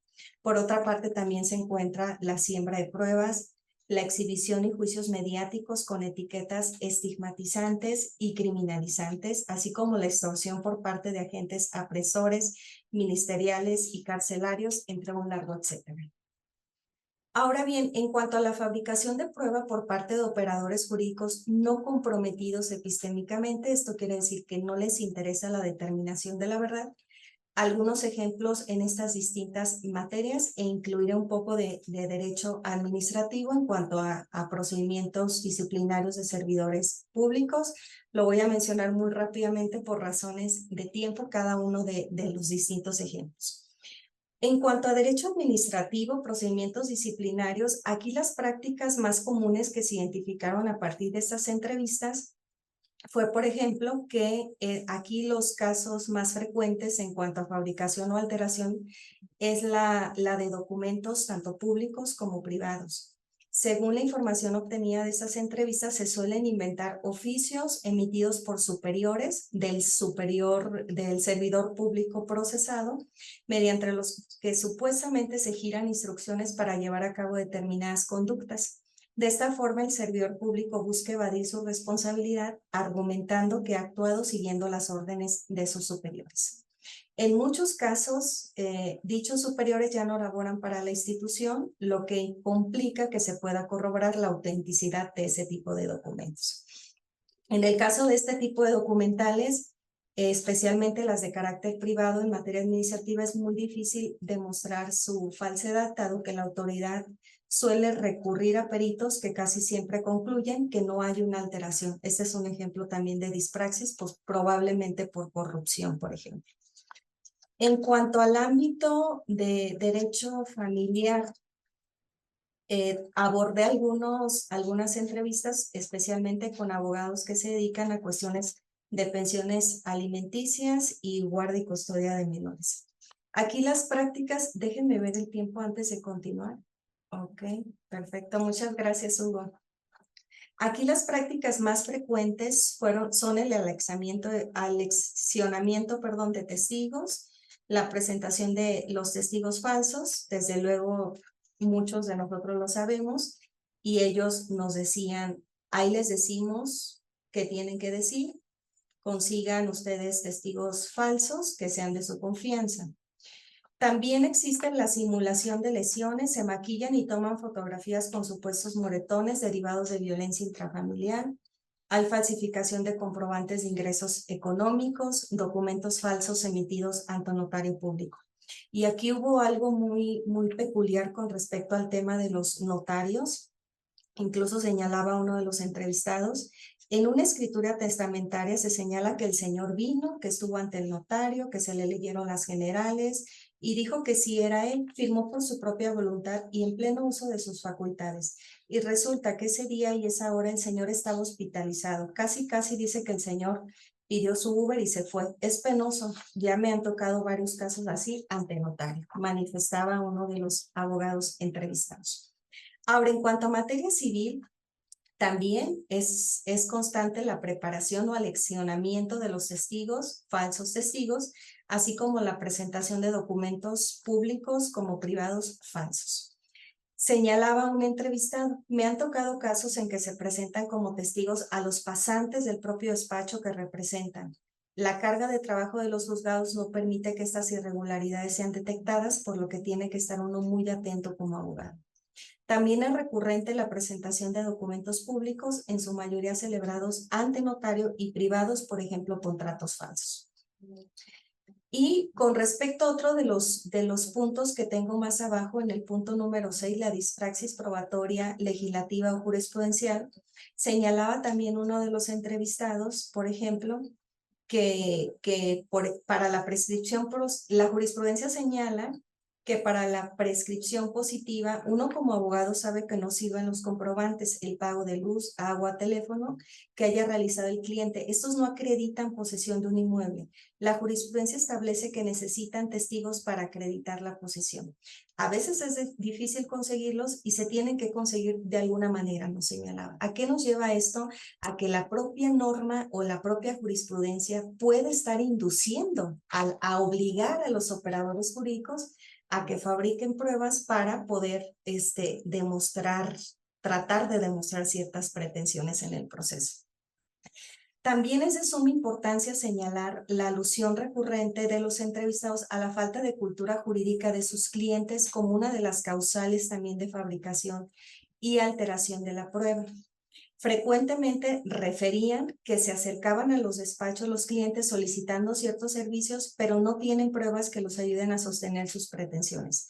No cuentan con documentos públicos o privados que han firmado, no tienen testigos. Uno tiene que moldear, y así te lo refieren, lo que el cliente tiene. No es que quieras fabricarlo, lo que pasa es que quieres ajustar un poquito a lo que dice la ley, porque si no es evidente que la demanda la vas a perder. Entonces tenemos que sacar y ser creativos. Esto pasa todos los días. Ahí te preguntas, pues, ¿cómo lo pongo? Es cómo se da la fabricación de prueba. Cuando eres demandada, más bien te basas en aquello en lo que falló el actor y a partir de eso construyes tu defensa, señalaba una entrevistada. Y en materia laboral también tenemos muchísimos problemas. Aquí entre las prácticas más frecuentes estaba también la fabricación de documentos privados, por ejemplo, registros de asistencia del trabajador, también la fabricación de testigos. Al respecto, vale la pena mencionar que en muchos casos los trabajadores, posibles testigos, no duran muchos años dentro de una determinada empresa, lo que dificulta localizarlos, lo que se suple inventando a los testigos. Y también una práctica para aparentar que un testigo es real consiste en implantarle, y en esos términos lo decía uno de los entrevistados, recuerdos sobre hechos reales. No es el término adecuado hablar de implantarle, pero así lo manejaba él. Y señalaba, si le preguntan por qué recuerda eso que ocurrió hace 8 años, que los juicios laborales son muy largos, usted diga que porque ese día cayó una tormenta muy fuerte y se inundó mi casa, para darle solidez a la declaración. Además, se prepara varios testigos que coincidan sus declaraciones. Me ha tocado ver cómo por otra parte, otro tipo de prácticas también en materia laboral, y yo creo que esto también se repite en civil y familiar. Me ha tocado ver cómo los abogados arrugan un documento, una prueba fabricada, para aparentar que es un documento viejo, incluso lo tiran al piso para que se ensucie. Otro entrevistado señalaba, recuerdo que el abogado con el que inicié como pasante me mandaba por hojas a la papelería. Tenían que traer las que se vieran más amarillas. Si no encontraba, entonces la hoja blanca tenía que manchar con algodones humedecidos con café y ponerla cerca al sol. Sobre esa hoja ya se hacía la impresión de determinado tipo de documento. Y esto tiene que ver también con cuestiones de enseñanza. Aquí nos está diciendo, yo cuando era pasante aprendí esto. Es altamente probable que esas prácticas sean repetidas a lo largo del tiempo por los distintos operadores jurídicos. Es así como hay distintos patrones y trabajadores que no tienen también requisitos jurídicos que deben satisfacer para poder formular bien sus pretensiones. Bueno, esto son solo algunas de las cuestiones que se identificaron a partir de esta aproximación empírica que se realizó con entrevistas a abogados en distintas materias. Y bueno, eso no es exhaustivo todo lo que les he compartido, ¿no? Por otra parte, he agregado también el punto de la dispraxis probatoria por parte de testigos que incurren también en falsedades, pero estas son derivadas de errores en sus procesos de percepción y memoria sobre los hechos, que es un punto que también había mencionado previamente aquí en esta misma mesa. Bueno, creo que el tiempo se me está agotando también. Sí, muchas gracias, Hugo. Y bueno, no me queda más que agradecer nuevamente por permitirme participar en este evento y compartirles estos temas. Estas cuestiones que hoy les he compartido también las trabajamos como parte de un proyecto más general dentro del Laboratorio de Constructivismo Jurídico, Cognición, Complejidad y Derecho, que coordina el doctor Enrique Cáceres, y uno de los objetivos sería el inducir prácticas diferentes que efectivamente nos lleven a que los procesos cambien, inducir cambios y que efectivamente nos conduzcan a la determinación de la verdad como una condición de justicia para los procesos judiciales. Por último, quisiera aprovechar los últimos segundos que me quedan para hacerles una invitación al primer seminario de discusión sobre fabricación, falsificación y alteración probatoria, que coordino en la próxima semana, el 24 de noviembre. Estará también el doctor Enrique Cáceres, la doctora Patricia González Rodríguez, compartiéndonos su experiencia también en torno a estos temas, y el maestro Javier Galicia Campos. Quedan muy cordialmente invitados. Muchísimas gracias, Hugo. Sería todo de mi parte. Muchísimas gracias, doctora. Patricia, justo a tiempo, tenemos unos segundillos ahí que podemos sumar a nuestro banco para los comentarios finales. Bueno, pues siguiendo la etiqueta y sabiendo que venimos sobre tiempo, voy a permitirme hacer un comentario general sobre la mesa. Y si ustedes, quienes participaron, quieren hacer alguna mención sobre ello, dentro de los 8 minutos que nos restan, sería maravilloso. Si no, yo estoy seguro de que aquí los organizadores son muy cuidadosos de que estas jornadas sean un detonador para el interés sobre estos temas, que se generen líneas de investigación, trabajo colectivo. Seguramente las preguntas serán recabadas. Bien, el doctor Enrique Cáceres ha pedido la palabra.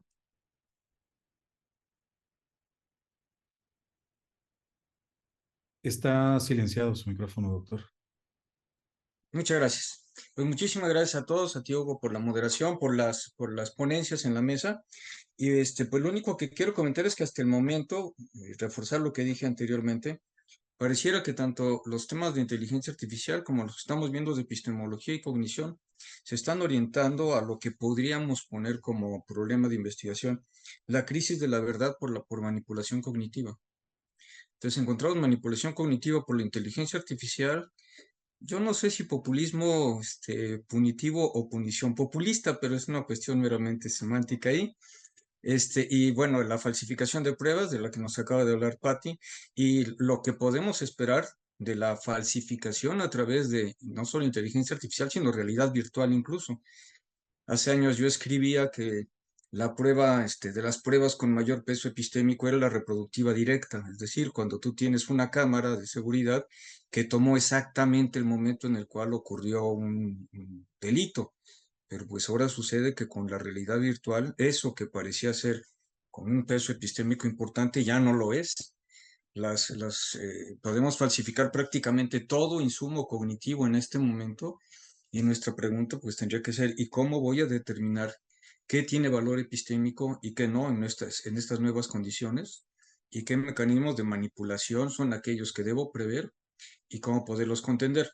Pues desde ahora me comprometo a el año que entra organizar por lo menos un seminario interno, que ya después veríamos si lo externamos, interno para discutir hasta que se nos acaben las pizzas, para tocar estos temas. Muchísimas gracias. Bueno, excelente. Yo me voy a encargar de recordarle al doctor Enrique Cáceres que eso suceda por las pizzas y por la discusión.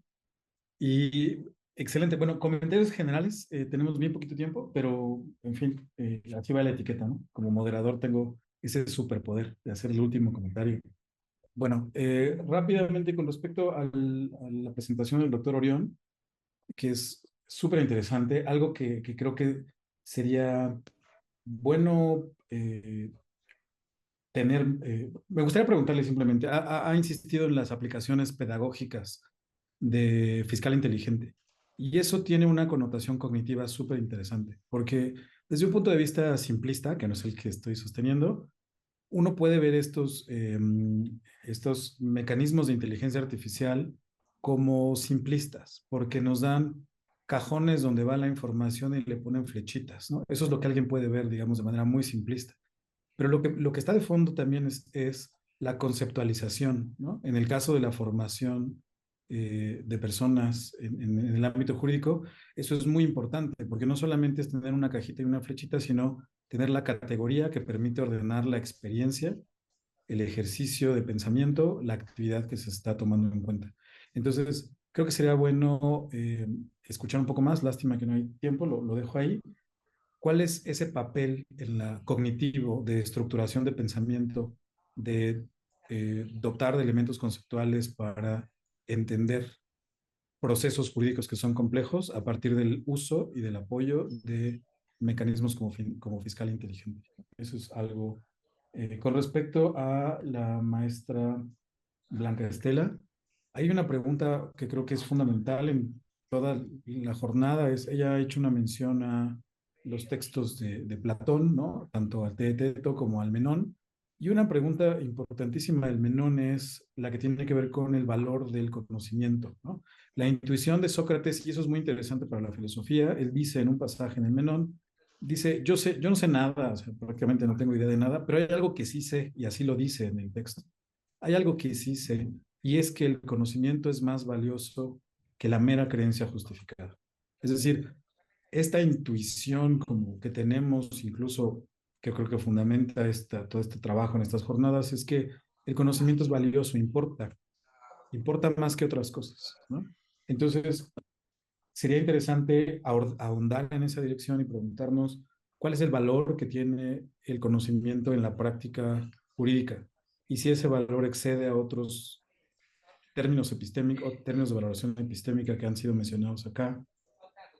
¿Cuál es su centralidad y su importancia? ¿Cuál es el valor que tratamos de recoger con esta discusión sobre conocimiento en ámbitos como las redes sociales? Porque es importante pensar o no que los bots producen o no producen conocimiento, o quien se basa en ellos tiene o no lo tiene.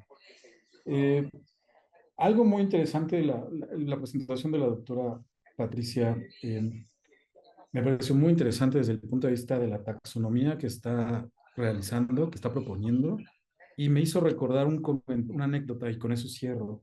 Una anécdota que me contó el doctor Michael Williams, que fue alumno de John Austin, y él nos decía, John Austin era una persona que tenía una obsesión con las distinciones conceptuales tremenda, ¿no? Entonces él dice que distinguía, o sea, no en la clase pues, pero en las pláticas, quería distinguir cuál era la diferencia entre by mistake y by error. Entonces, imagínate que tú estás apuntando tu rifle hacia un animal, no sé si es el ejemplo, ¿no? Estás apuntando tu rifle hacia un animal, un burro, y entonces alguien te dice, oye, ese no es tuyo. Entonces dices, ups, entonces apuntas hacia otro animal y le disparas a otro burrito, ¿no? Entonces dices, ahí si te engañaron, si en realidad te dijeron algo equivocado, pues entonces acabas de matar al burrito by mistake, lo tomaste por algo que no era, ¿no? Tomaste al burrito equivocado por el que era. Y cuando tú te confundes, digamos, y tú crees algo, pero de manera equivocada y lo haces, matas al burrito que no era porque piensas que es el tuyo, entonces lo hiciste por error, ¿no? O sea, en particular él dice, si alguien te empuja un poquito mientras estás disparando y entonces de repente ya le diste al burrito que no era tuyo, pues eso fue un error. Y de fondo en la anécdota, el elemento clave para la distinción que está tratando de hacer Austin, y que creo que es importante en la clasificación que hace la doctora Patricia, tiene que ver con la intencionalidad. Cuando las pruebas fabricadas, cuando las pruebas falsas son hechas con la intención explícita de ser presentadas como tal, y cuando lo son solo por error, ¿no? Cuando el juez los toma by mistake porque se equivocó y cuando fue inducido ese error. Entonces, esa clasificación podría ser interesante, sobre todo para abordar el caso que mencionaba de los abogados que tratan de encuadrar, ¿no? En la legislación y pasar los estándares de prueba para que sean aceptados y no les sean rechazados, cómo esto no tiene la intención de propiciar el error, sino de echar a andar la maquinaria judicial, ¿no? Pues bueno, son comentarios generales. Si quieren agregar algo, supongo que nos darán permiso de tomar unos 2, 3 minutos. Y si no, pues le cerramos aquí. ¿No? Bueno, únicamente un comentario que, o sea, yo tuve el gusto de empezar con Larry en un proyecto Papilo de la epistemología jurídica en la tradición romano-germánica. Y una de las cosas que discutía con él es que cuando en la tradición anglosajona están criticando que los términos epistémicos como más allá de todo lo razonable, etcétera, son términos que no están claramente definidos, por ejemplo, y que por lo tanto criticaban mucho que los jueces no permitieran que se le explicaran a los jurados. Él no estaba tomando en cuenta una diferencia en el sistema de la tradición romano-germánica. Mientras que en el sistema anglosajón están decidiendo, pues, razonadores silvestres, pues, gente sin formación jurídica. En el caso de la tradición romano-germánica deberían seguir haciendo, pues las reformas han perjudicado mucho esto. Tú no decides con base en una racionalidad basal, sino que tienes que tomar tu decisión a través de la selección de las normas relevantes, la reconstrucción de normas con la jurisprudencia, la resolución de los problemas de la textura abierta del lenguaje, tienes una enorme cantidad de problemas y de temas que condicionan los modelos mentales de los operadores jurídicos profesionales en nuestra tradición, que hacen que, por ejemplo, ir más allá de toda duda razonable implica ir más allá de toda la duda que te pueda quedar después de haber procesado en términos de un modelo mental técnico. Y eso lo comento porque me parece relevante en algo que tocaste tú en tu propuesta de investigación, cuando estás hablando de ese aspecto de transición. Porque no podemos, o sea, uno de los temas a discutir es si podemos hablar de racionalidad epistémica en filosofía en el mismo sentido que racionalidad jurídica, dado este universo de variables alternativas que tienen que ser consideradas por los jueces profesionales. Pero sin duda alguna será uno de los temas que podremos discutir en ese seminario que yo me encargaré de recordarte que me recuerdes. Muchas gracias y pasamos entonces a la siguiente mesa.